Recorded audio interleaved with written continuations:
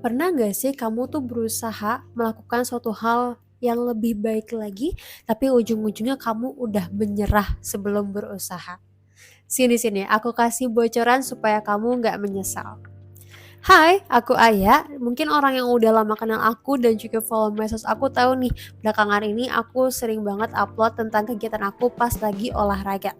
Yes, it's been a year since I started my healthy journey, and I thank myself for bravely enough to take a big step. Sebenarnya semua berawal dari sekitar bulan Juli tahun lalu.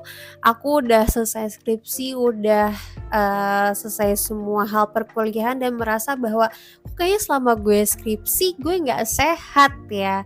Kayaknya banyak banget nih hal-hal negatif yang numpuk di diri aku.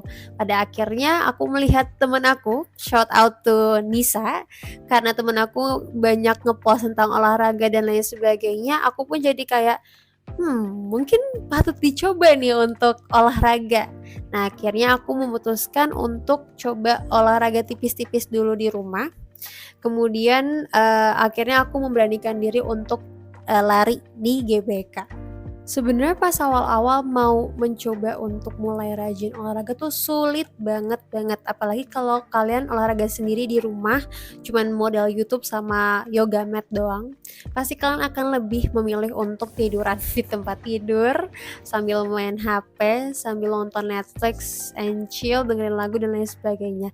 Pasti mostly orang akan memilih untuk kegiatan yang santai-santai, ngapain sih olahraga, keringetan, capek, entar ngantuk dan lain sebagainya. Tapi, gimana sih cara aku untuk mengatasi hal tersebut? Aku merasa bahwa kalau misalnya kamu di rumah, kamu pakai baju rumah. Terus kamu cuman ngomong, oke, gue mau olahraga jam 4. Nah, pas jam 4 kamu nggak ganti itu baju rumah kamu. Kamu tetap pakai baju piyama, pakai daster, tapi kamu nggak ganti ke baju olahraga. Nah, itu yang salah. Karena entah gimana cara otak bekerja, aku bukan anak IPA BTW, cuman ketika otak kamu melihat nih, oh pakai baju rumah mau olahraga, nggak sinkron dong antara apa yang kamu pengen lakukan dan yang kamu pakai sekarang, nggak sinkron. Jadi gimana caranya? Aku pas jam 4 pasti aku langsung ganti baju. Aku ganti baju olahraga, mau semalas apapun, oke gue ganti baju dulu aja. Ganti semuanya, siap-siap, tapi urusan mau olahraga atau enggak ntar belakangan. Yang penting gue ganti baju dulu. Itu waktu aku awal-awal pas mau olahraga. Terus pas kamu udah ganti baju, pasti mau nggak mau otak kamu akan membaca bahwa oh ini baju olahraga. Berarti gue harus olahraga dong. Gak mungkin gue tiduran pakai baju olahraga. Ya mungkin aja sih buat beberapa orang. Cuman kayak harusnya switch mode, kalau emang kamu niat pasti itu akan switch mode, oke olahraga. Kamu akan mulai ngambil laptop, ngambil peralatan dan lain sebagainya. Nah, itu salah satu tips buat teman-teman. Kalau misalnya emang udah males, gak tahu mulai dari mana, kamu ganti aja dulu baju kamu. Nah, itu sesimpel dibantu dengan tindakan ya, hal yang nyata kamu bisa lihat. Tapi, suatu hal yang benar-benar membuat aku bisa bertransformasi di 1 tahun ini dan menurut aku manfaatnya itu sangat banyak adalah mindset. Sebenarnya waktu aku awal memulai perjalanan olahragaku ini bukan hanya karena stres, burnout dan lain sebagainya, tapi juga ditambah faktor kesedihan dan survival mode. Nah, karena dorongan ini aku mau tetap jalur yang positif, nggak mau jadi negatif dan pengen hidup lebih lama dan sehat. Akhirnya aku menemukan 3 mindset yang benar-benar membantu aku untuk sampai ke tahapan ini. Yang pertama, no one will save you. Terdengar sedih ya pemikiran ini, tapi sebenarnya ini adalah suatu hal yang nyata. Kayak kamu misalnya kan lagi sedih, gak peduli seberapa banyak orang yang nolong kamu, berusaha give comfort, berusaha ngasih nasihat, berusaha nemenin, menghibur dan lain sebagainya. Tapi kalau dari diri kamu sendiri itu gak mau nolongin diri kamu, gak mau ngangkat diri kamu dari keterpurukan, ya udah percuma orang-orang tuh bantu kamu. Nah, ini kan semua berawal dari suatu keterpurukan aku ya. Nah, pas aku dibantu sama orang, dihibur dan lain sebagainya, oke, rasanya kayak beban hilang dan lain sebagainya. Tapi pas aku sendirian nih, kayak malam-malam di kamar, aku merasa kayak kok gini lagi ya. Negativity-nya tuh balik lagi, dan balik lagi, nggak kelar-kelar nih, aku cuma muter-muter aja. Makanya aku muncul kayak, oh kalau misalnya gue nggak nolong diri gue sendiri ya gue nggak bisa bergantung sama orang lain. Kalau misalnya gue nya nggak berubah ya ya udah di situ-situ aja, hidup gue nggak bakalan maju, nggak bakalan mundur. Makanya this thing I keep this on my mindset, bahwa no one will save you. Setelah kamu sadar bahwa diri kamulah yang bisa nolong diri kamu sendiri, nextnya adalah kamu harus mengambil suatu langkah, suatu action yang benar-benar dilakukan. Kamu memilih hal apa yang terbaik untuk diri kamu, hal apa yang bisa membantu kamu menjadi lebih baik lagi. Aku tuh selalu bilang ke orang-orang bahwa your life is your choice. Kamu pilih apa yang kamu mau. Kamu mau sehat ya kamu olahraga. Kamu mau sedih ya udah kamu sedih aja terus. Kamu pilihlah hal-hal yang terbaik untuk diri kamu sendiri, untuk lebih sehat lagi, untuk lebih happy lagi, karena hidup itu masih panjang sekali. Dan yang terakhir, jangan pernah menganggap remeh suatu proses. Menurut aku hasil itu gak penting. Yang penting itu adalah proses. Karena ketika kamu melakukan suatu proses, kamu berkembang menjadi orang yang berbeda. Misal, kamu hari ini versi 1, kamu berproses terus, besok kamu jadi versi 2. Itu akan terus upgrade lah istilahnya. Dan dari pengalaman aku pribadi, proses itu gak main-main loh guys. Kamu mungkin menganggap bahwa ngapain sih gue seminggu olahraga 3 kali, buang-buang waktu, mending gue tidur dan lain sebagainya. Tapi padahal proses seminggu 3 kali itu akan menjadi compound interest, akan menjadi hal yang baik terus berulang sampai akhirnya membuahkan hasil di kemudian hari nanti. You'll never know. So, tadi adalah 3 mindset yang aku tanamkan di diri aku dan sangat amat bermanfaat di transformasiku dalam setahun.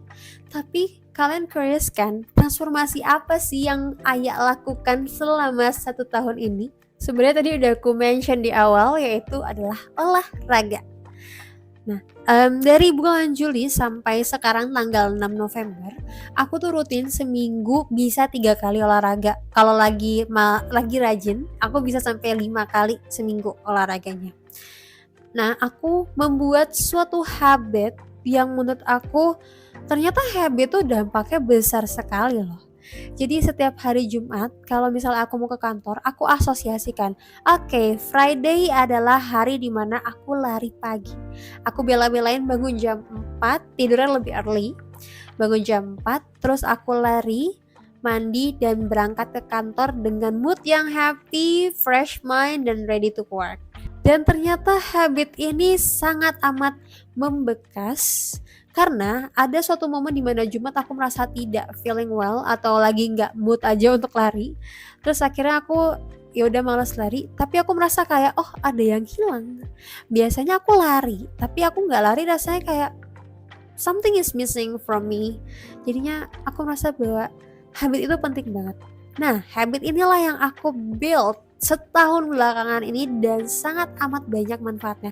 Ini baru satu habit loh guys, baru olahraga doang. Gimana kita build beberapa habits dan kita rutin lakukan selama 1 tahun. Aku yakin kita semua bakal bisa jadi orang yang hebat, bisa jadi orang yang sukses. Ini aja olahraga udah terasa banget manfaatnya. Selain olahraga, aku juga belakangan ini lagi building habits banyak minum. Siapa bilang minum itu tidak penting? Minum itu sangat penting. Dia bisa membuat kulit lembab, terus dia bisa baiklah untuk organ-organ kita, darah dan lain sebagainya. Nah, aku building habits dimana ya karena aku olahraga, jadi pasti butuh minum kan. Cairannya banyak yang keluar, jadi butuh di replace. Aku sehari nargetin benar-benar sesuai dengan takaran berat badanku ya, literannya sekitar 2 liter per hari. Dan aku selalu membawa botol minum kemanapun pergi. Kayak gak peduli ke mall doang, aku pasti bawa ini. Kenapa? Karena aku butuh minum. Aku merasa bahwa I should stick with this habit untuk mendapatkan suatu hasil yang bermanfaat. Gak peduli kayak orang bilang, lo ngapain bawa minum atau gimana? Bro, it's an important thing to bring ya. Minum tuh penting banget buat diri kita dan sangat amat banyak manfaatnya. Dan for this year, aku udah rutin minum dan aku merasa bahwa aku nggak mudah ngantuk, aku merasa kulitku lebih lembab, nggak kering dan lain sebagainya. Banyak banget manfaatnya. Sama juga kayak aku olahraga tadi habit. Aku merasa bahwa banyak banget manfaatnya. Aku kan skoliosis, aku butuh massa otot yang lebih tinggi ya dibandingkan lemak aku. Nah kemarin pas aku coba nge-gym, aku kan diukur dulu ya timbangannya dan lain sebagainya. Nah, di situ dilihat bahwa ternyata massa ototku tuh lebih tinggi dibandingkan lemakku, which is really really good and I'm happy for that. Dan, di situ indikatornya bilang bahwa ternyata metabolisme tubuhku itu tuh setara dengan umur 18 tahun, padahal I'm 5 years older than that. And ya, transformasiku dalam setahun ini mungkin nggak terlalu bisa aku lihatkan di layar ya.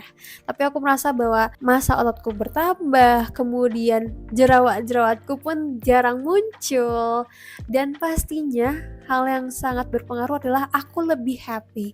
Aku nggak mudah ngantuk. Kemarin kan pas awal aku pengen mengangkat diriku dari keterpurukan. Nah, sekarang aku merasa bahwa, oh, I'm so happy, I am more than that. Lebih dari mengangkat keterpurukan, lebih menarik hal-hal positif, lebih banyak energi dan lain sebagainya. Jadi aku rasa transformasiku dalam setahun ini sangat amat memuaskan, sangat amat menyenangkan juga untuk melihat hasilnya. Mungkin untuk result yang bisa kalian lihat dan bisa aku tunjukin juga akan aku bikin di video yang berikutnya terkait dengan acne journey aku. So, dari transformasi aku setahun ini, kalian bisa mengambil kesimpulan bahwa habit itu, building suatu habit itu adalah hal yang penting dan sangat amat ada impact, ada resultnya. Kalian cukup bersabar aja, cukup konsisten dengan yang udah kalian building di awal sampai akhirnya kalian merasakan sendiri manfaatnya, dan percayalah bahwa proses itu adalah hal yang paling penting karena tanpa proses gak bakal ada hasil. So, aku tantang kamu untuk bertransformasi ke 1 tahun ke depan. Mungkin kalau kelamaan kamu coba 6 bulan dulu aja bertransformasi konsisten dengan habit kamu. Ayo kita lihat hasilnya.